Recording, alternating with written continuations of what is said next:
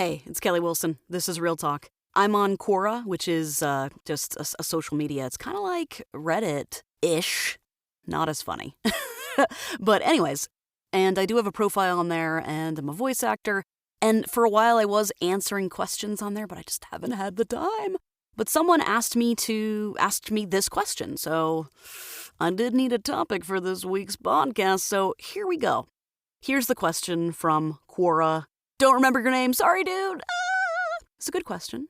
It's a question that's asked often. Here's the question.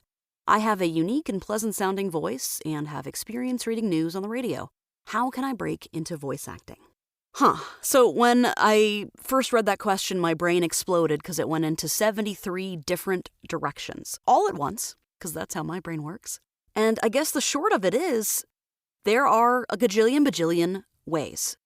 The term breaking into voice acting is funny because you're only as good as your next audition, right? Isn't that, I've heard that somewhere. I didn't say it, but someone said it. Sorry, I don't remember who. I need more sleep and or nutrients or both. But there's so many different ways, and it's not like, when you turn a light switch on, right? The light's on. The light's on or off. When you're a voice actor, it's not as clear, I guess. I'm a voice actor, and I don't know the exact time I broke in. I can think back at lots of little moments where there was these little morsels of clues, stepping stones, if you will, where I just kept stepping, next step. That led me to the next thing, to the next thing, to the next thing. And they always felt good and right, and sometimes they were hard, but they always felt good and right. And then you look up and you're like, oh, I guess I broke into voiceover. However, I still fanboy out on other voice actors. I'm still apprehensive to reach out and fanboy out to other voice actors. I am still kind of just doing my own thing in my dark booth, and just kind of with the blinders on, if you will, moving forward. To answer, there's lots of different ways, and the journey is never over. The best way I can answer it is to just kind of think of myself, because that's what I've done, right? There's other ways, there's books you can read, but what did I do?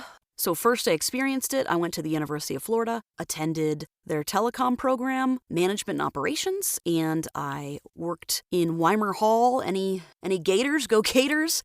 And I worked in pretty much every single building in that, or every single level in that building. I want to say there were 3 or 4 levels. And so I worked at 2 of the TV stations and 2 of the radio stations. Yeah, maybe 3, actually. A PBS affiliate, and then an AM/FM commercial radio. And I worked at every single one of those, at least tried it out just to see, just to figure out what's going on. So through that, I met some guys who were starting an advertising agency. Push Button Productions, they're still around today. They're very talented, hilarious. They're awesome. You should check those guys out. Hi, John and Yash. I love you guys. I miss you guys. Super creative, and just being around them was just, and still is, fun. So I experienced voiceover through them. I didn't even know what it was. Step 1, find out it exists. Step 2, experience it. See if you like it. I liked it. It was hard. I wasn't always good, and I didn't always get the part. Like, I would audition for stuff, and I wouldn't always get it. And then sometimes I did. Sometimes it was a clear-cut reason why I did or did not get it, like, ooh, that sounded bad. But sometimes there wasn't, which is super annoying to me, and then to others who hear that. Sometimes there is no rhyme or reason why you do or do not get a part, and still, that intrigued me. Which sounds insane, I know. Discover voiceover is a thing, try it out, see if you like it, and then continue to try it out and continue to pursue it, because there are so many facets of voiceover. The person who asked this question said they have a unique and pleasant-sounding voice, okay, and they have experience reading the news on the radio, okay. So, one, I hear reading the news. You could be an actual newscaster. You could be a voice actor who plays a newscaster. You could be on the radio. You could do commercials on the radio. You could do commercials on TV. So, small market, medium, large, national, those are all different facets of voiceover, and with different sounds. Unique and pleasant sounding voice, okay. How unique is it? Is it cartoon unique? there's another facet. Pleasant sounding, maybe you need to be a commercial voice actor. Maybe you can do all of these things. Maybe you can't yet, but maybe that's something you can pursue to do. Find out it exists, start doing it, never stop doing it. During my time of doing voiceover, this is, again, just my experience, I tend to work best. I have to be, I think that's called kinetic. I have to be moving my body with it. I have to experience it. And the best way for me to learn is actually to engage all of my senses: sight, touch, smell. I can't think of all the senses, but you know what I'm saying? I have to do all of them. During my time of doing voiceover, you start learning more and more things about the different types of voiceover. Ooh, that one's cool, or that one doesn't fit my personality. Then you start gravitating toward that thing. Cartoons, commercials, news. And then you start learning that the best of the best do this. The best of the best have a coach. The best of the best never stop coaching. The best of the best do not self-produce a demo. The best of the best find the best demo producer they can afford at the time, hire them, and then when they get to the next level, they just keep up-leveling and up-leveling. It's like World of Warcraft, people. That's essentially it. And that's not a clear, concise roadmap, I get it, but that's how I did it. To be more concrete, there was a lot of time spent on YouTube, Googling, and just kind of building my empire, if you will. And it was not overnight. I suggest checking out people you want to sound like and be like, and see what they do. Do what they do.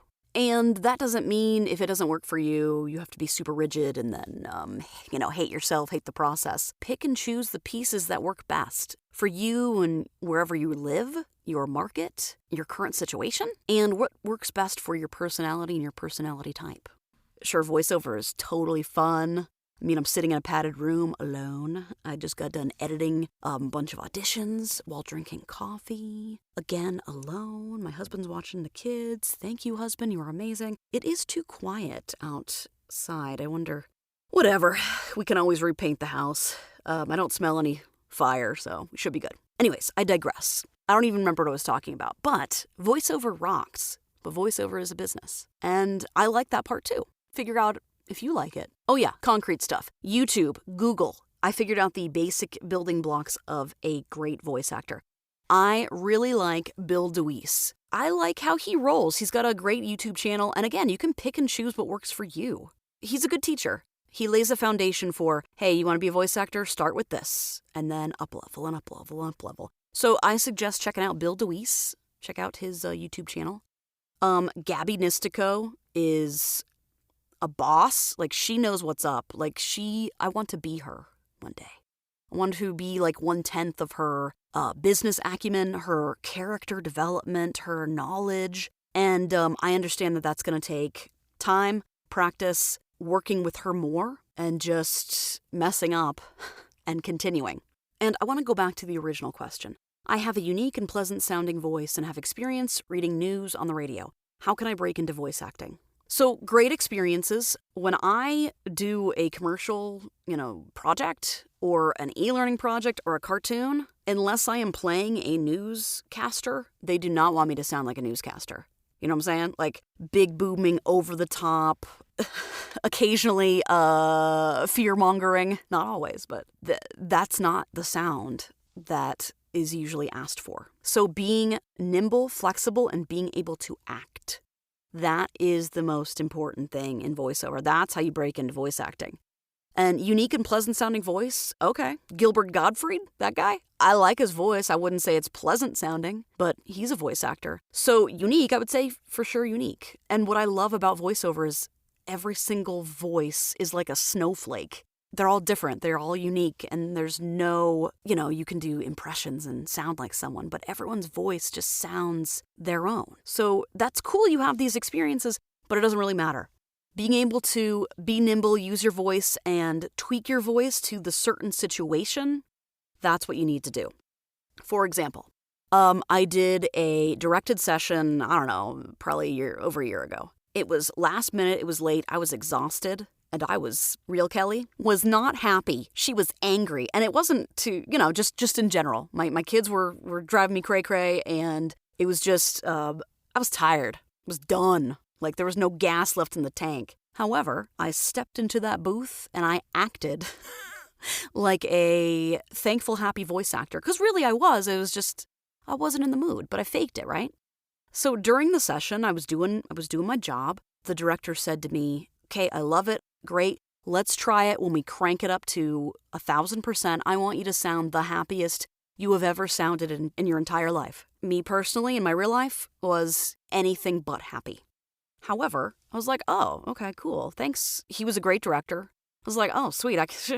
I got this. And boom, I cranked it out and I did the read. His response was, wow, that's it. Let's do one more and then we're done. Which is always, very satisfying and nice. I'm not trying to brag. What I'm trying to mention and say is being able to fake it, being able to act, being able to deliver whatever the client wants and needs, and being able to interpret what they're asking. Because communication is hard, right? So being able to do it is probably the most important thing. So how do you break into voice acting? Do it. Start. It ain't going to be perfect. Done is better than perfect, right? It's either trying or you just stay there and do nothing. And you're just in analysis paralysis. Start slow and steady and cautiously and do what you can wherever you are at and then start up-leveling. If that means all you can do is like free lessons through your community college or, low-cost lessons through your community college, sweet. I've done that before. Singing lessons are great. Improv lessons, or maybe once a year for your birthday, you save up your birthday money and you hire a coach. Maybe you can do more. Maybe you can, buy everything now and put yourself inside a padded room and get started. Just start. I hope this was actually helpful and hopefully you're not listening like, really? Thanks, lady. Hey, if you have a question, please ask because I run out of things to talk about. Not really, but my brain I'm a little spacey sometimes and I got, life and stuff. So hey, if you seriously have a question, half the time I'm like, oh, I never thought about that. Please ask. Kelly@kellywilsonvo.com. That is the email. If you need something from me, you can reach out. KellyWilsonVO.com is my website. You can find out more about me. Check out the demos, all the good stuff. Hey, if you like the podcast, Real Talk, coming out once a week, anchor.fm/KellyWilsonVO. You can check it out there. Give it a rating, give it a review, give it a like, share it with some people. The more positive reviews and shares you give it, the more people who can hear it. So thank you so much for your time and happy Easter. Bye.